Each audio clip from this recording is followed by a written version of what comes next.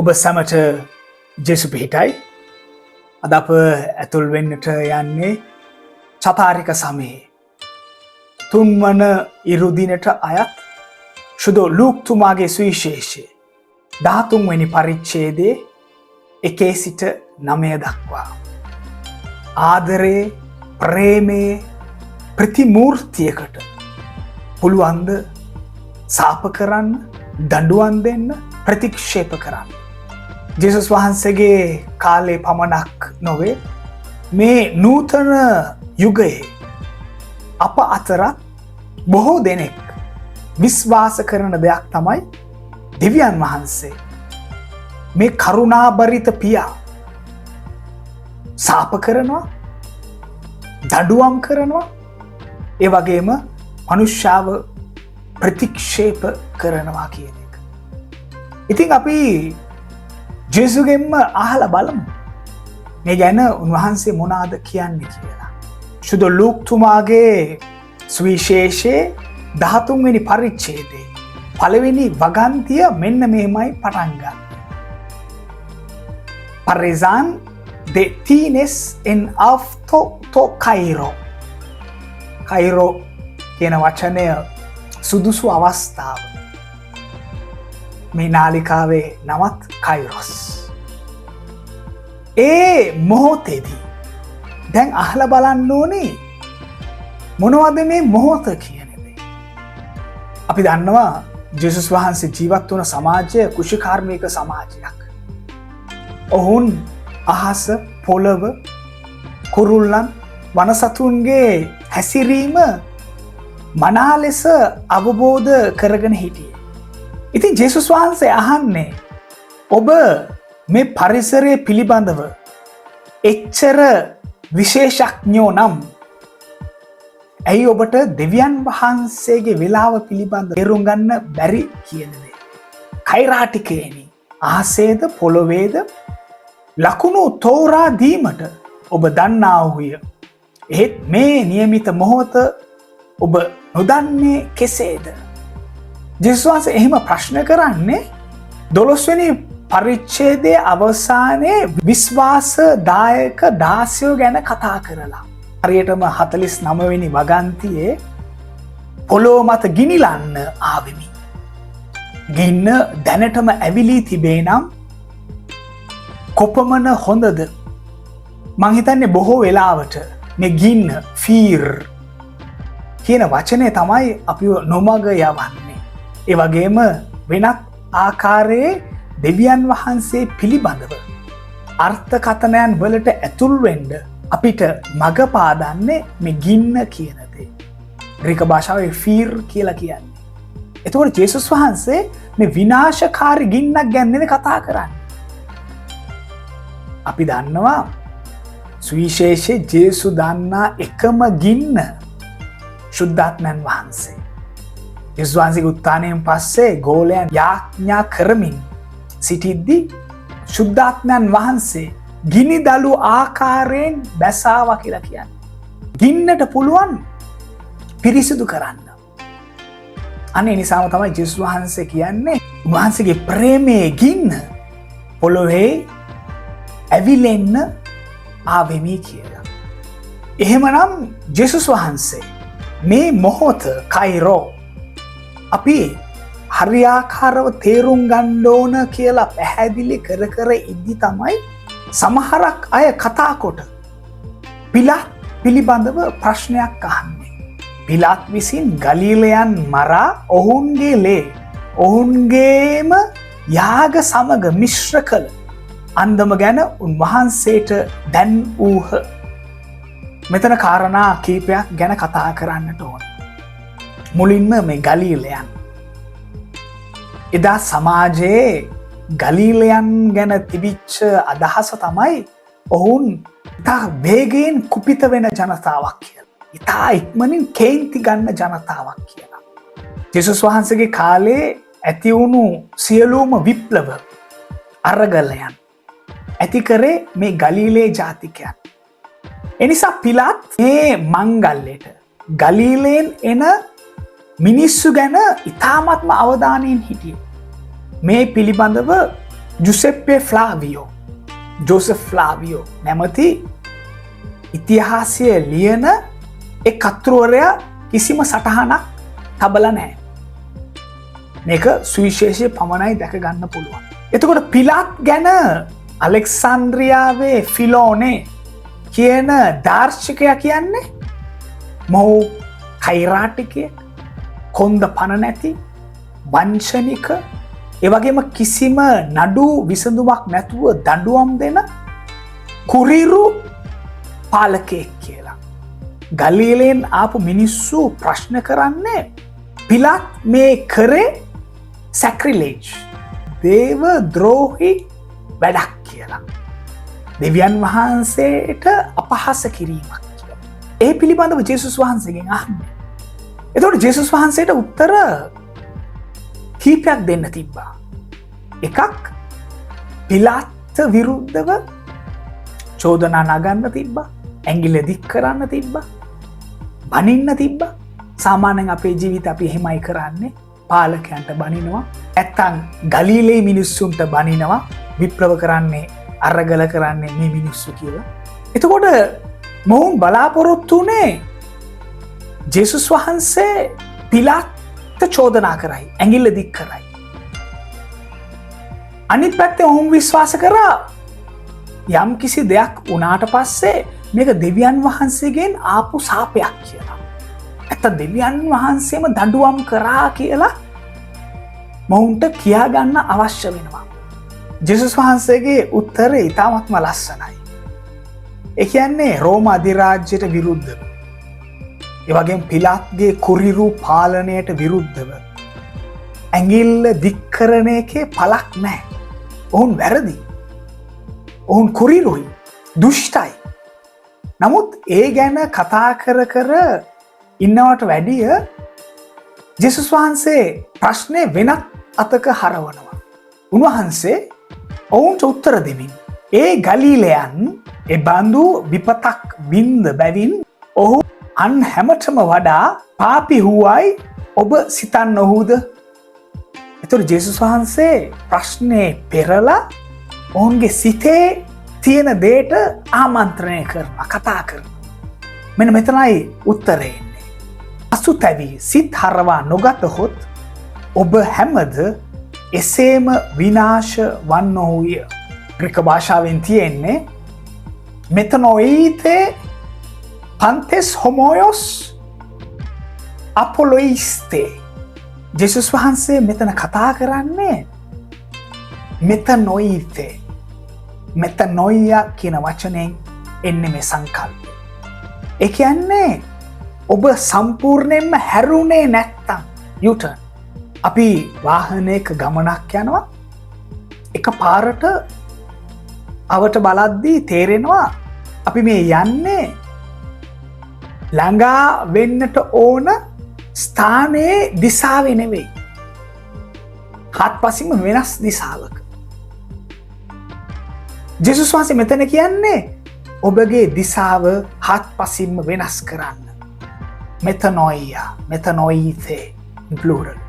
සම්පූර්ණ මනුෂ්‍යයා සිත විතරක් නෙවෙයි, ඔළුව, ශරීරය හැම පැත්තෙම අංශක 360ක් සම්පූර්ණ වෙනස් වෙන්න කියලා. මොනාද මේ වෙනස් වීම? පළමුවෙන්ම මනුෂ්‍යයා වෙනස් වෙන්නට ඕන දඬුවම් කරන, සාප කරන, විනිශ්චය කරන දෙවියන් වහන්සේ කෙනෙක් තුල තිබෙන විශ්වාසයෙන් කාරුණික, දයාබර, ප්‍රේමාන්විත දෙවියන් වහන්සේ කෙනෙක් ගැන මනුෂ්‍ය විශ්වාස කරන්න තමන්ව සම්පූර්ණයෙන්ම හරව ගන්නට ඕන.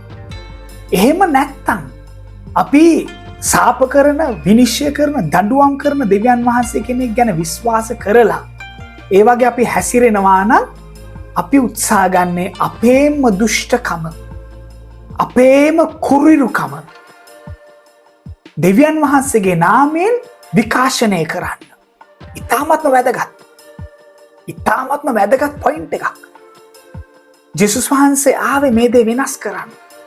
දඬුවම් කරන දෙවියන් වහන්සේ කෙනෙක් නෙවෙයි, සාප කරන දෙවියන් වහන්සේ කෙනෙක් නෙවෙයි. ඒ අපි හිතාගෙන ඉන්න දෙවියන් වහන්සේ. ඒ අපි විකාශනය කරන්න හිතාගෙන ඉන්න දෙවියන් වහන්සේ. ඒ අපේ කුරිරුකම, අපේ දුෂ්ටකම දෙවියන් වහන්සේගේ නාමයට දාලා එහෙමයි ප්‍රොජෙක්ට් කරන්න, විකාශනය කරන්න අපි උත්සාහ ගන්න. අන්න ඒ නිසා ජේසුස් වහන්සේ ඊට සමාන තව ප්‍රශ්නයක් අහනවා.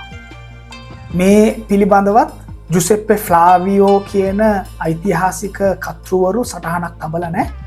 බයිබලයේ විතරයි අපිට මේ දේ දැක ගන්න පුළුවන්. ජේසුස් වහන්සේ මෙන්න මෙහෙම අහනවා. සිලෝවම්හි බලකොටුව වැටි ඊට යට වී මල 18 දෙනා ජෙරුසලමෙහි විසූ අන් හැමතෙම වඩා දුෂ්ට වූවැයි ඔබ සිතන්නොහුද? අපි දන්නවා ගිහෝන් කානු ප්‍රතිසංස්කරණය කරපු කාලයක්. සිලෝවේ පොකුණට වතුරාවේ එතනින්. එතකොට එක්තරා මොහොතක මේ කානුව දරාගෙන හිටපු කුළුණ කඩාගෙන වැටිලා. ඒකේ 18 දෙනෙක් මැරිලා. ඒ මිනිස්සු ජෙරුසලමේ මිනිස්සු. එතකොට ගලීලේ පෞකාරයන් නිසා දඩුවම් දුන්නා කියලා බොහෝ වෙලාවට කතාවක් පැතිරලා ඇති. එතකොට ජේසුස් වහන්සේ අහන්නේ ඔබ හිතනවාද ජෙරුසලමෙත් මේ වගේ දෙයක් වුණා? එතකොට ඔහු පෞකාරයෝද කියලා. යේසුස් හරි සූක්ෂමයි, හරි ලස්සනයි. ගලීලේ හිටපු ජනතාව පෞකාරේ, ගෝයිම්, පෞකාරයන් කියලා පොඩි මතයක් තිබ්බා. ඒ නිසා දෙවියන් වහන්සේ තමයි පිලාත් මාර්ගයෙන් දඬුවම් කරේ කියන කතාවක් පැතිරලා තිබෙන්නට ඇති. ඒකට ජේසුස් වහන්සේ අහනවා, එහෙමනම් ජෙරුසලමේ මෙච්චර යහපතක් කරපු ගිහෝන් කානුව ප්‍රතිසංස්කරණය කරද්දි ඒ කඩාගෙන වැටුණා. එතකොට ඔවුන් පෞකාරයෝද කියලා. මේවට උත්තර ජේසුස් වහන්සේ කැටගරිකලි නිශ්චිත ලෙස කියනවා. එසේ නොවේ යැයි ඔබට කියමි. පසුතැවි සිත් හරවා නොගතහොත් ඔබ හැමට වන්නේ එම විපත්තියම යැයි වදාළසේක. ආයි ජේසුස් වහන්සේ මතක් කරන්නේ සිත් හැරීම පිළිබඳ මෙතනොයිතේ.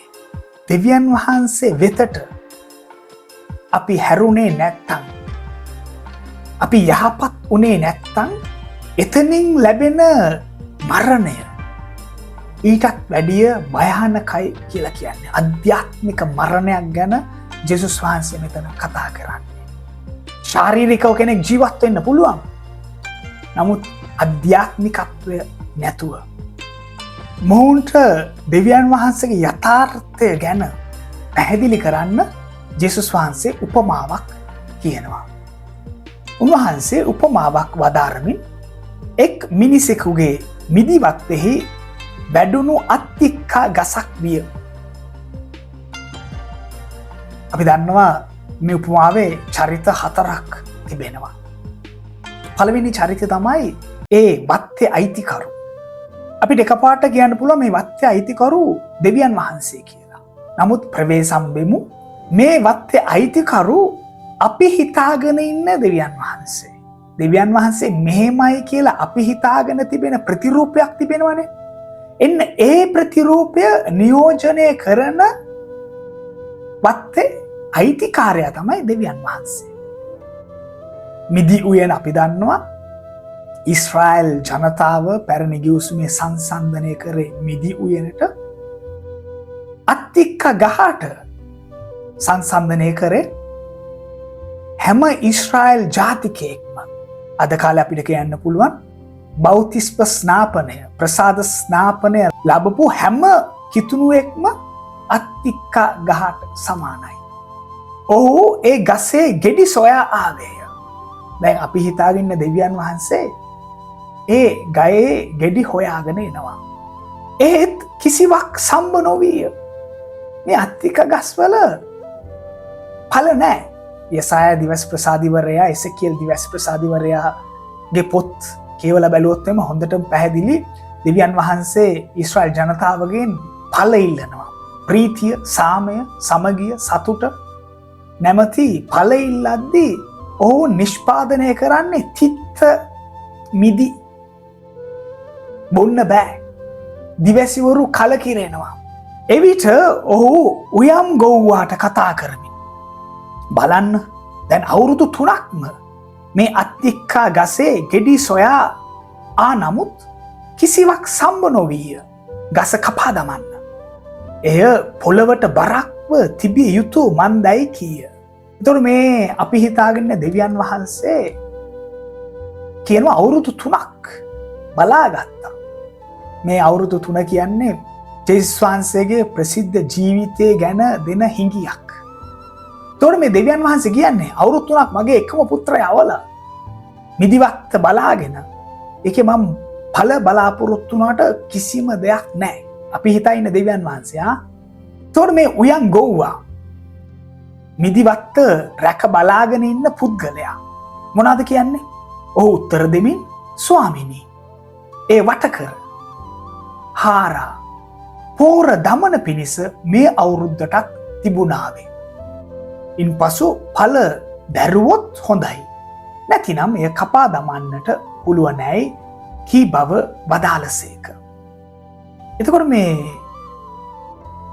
අපි හිතාගෙන ඉන්න දෙවියන් වහන්සේගේ ප්‍රතිරූපය ප්‍රතික්ෂේප කරමු, කපලා දාමු, දඬුවම් කරමු, ශාප කරමු කියලා කියද්දි මේ උයන් ගොව්වා ජේසුස් වහන්සේ කියන්නේ මට තවත් අවුරුද්දක් දෙන්න. මම මේ දේ බලා ගන්නම්. මේ 4 වෙනි අවුරුද්ද ඉතාමත්ම වැදගත්. අවුරුදු 3ක් දූත කාර්ය ආරම්භ කර පටන් ගත්තා. බයිබලේ 4 වෙනි අවුරුද්ද කියන්නේ නිම නොවන කාලයක්. මිනිස්සෙක්ට සිත් හැරි යහපත කරා යන්න දෙවියන් වහන්සේ දෙන කාලය අසීමිතයි. සීමාවක් නැහැ. දෙවියන් වහන්සේ හැම වෙලාවෙම බලාගෙන ඉන්නේ මගේ දුව, මගේ පුතා හැරිලා එයි කියලා. මේකට අපිට ලස්සන උපමාවක් තිබෙනවා. ලුක්තුමාගේ සුවිශේෂයේ 15 වෙනි පරිච්ඡේදයේ. අර පුත්‍රයා හැම දෙයක්ම නාස්ති කරලා තමන්ට ඕන ජීවිතයක් ගත කරද්දි මේ තාත්තා මග බලාගෙන ඉන්නවා මේ පුතා එනකම්. නිම නොවන කාලයක් තුල ඉන්නේ. unlimited time. මේ 4 වෙනි අවුරුද්ද වරප්‍රසාදයේ අවුරුද්දක්. හරිස්. මේ අවුරුද්දට අවසානයක් නැහැ. අනේ නිසා දෙවියන් වහන්සේ නිරන්තරයෙන්ම බලා සිටින්නේ උන්වහන්සේගේ ප්‍රේමය නිසාම, කරුණාව නිසාම, දයාව නිසාම අපි අත්තික්ක ගස් යහපත් ඵල ප්‍රීතිය, සාමය, ප්‍රේමය, සමගිය, ආත්ම දමනය, මුරුදුකම, ඉවසීම වැනි ඵල දරයි කියලා. ඒ ඵල දරනකම් උන්වහන්සේ හාර පෝර දමා උන්වහන්සේගේ වචනය තුලින් අපිව පොහොනි කරන්න, පුහුණු කරන්න උත්සාහ ගනී. ඉවසිලිවන්ත දෙවියන් වහන්සේ කෙනෙක් නිසා. මෙන්න මේ දෙවියන් වහන්සේගේ ප්‍රතිරූපය අපි විශ්වාස කරමු. එතකොට තමයි අපටත් පුළුවන් අපගේ සහෝදරයන් එක්ක අපි කරන ගනුදෙනු තුල අපගේ වෛරය, ක්‍රෝධය, කුරිරුකම විකාශනය නොකර දෙවියන් වහන්සේගේ නාමයෙන් දෙවියන් වහන්සේගේ කරුණාව, දයාව, සාමය, ප්‍රීතිය, ඉවසීම ඔවුන් එක්ක අපට පුරුදු වෙන්න පුළුවන්. මෙන්න මේකයි සුවිශේෂ පාඨයේ ගැඹුර. අපි භාවනා කරමු. අපිත් අයදිමු අපේ ජීවිත තුළ යහපත් ඵල දරන්නට. ඔබ සැමට ජේසුස්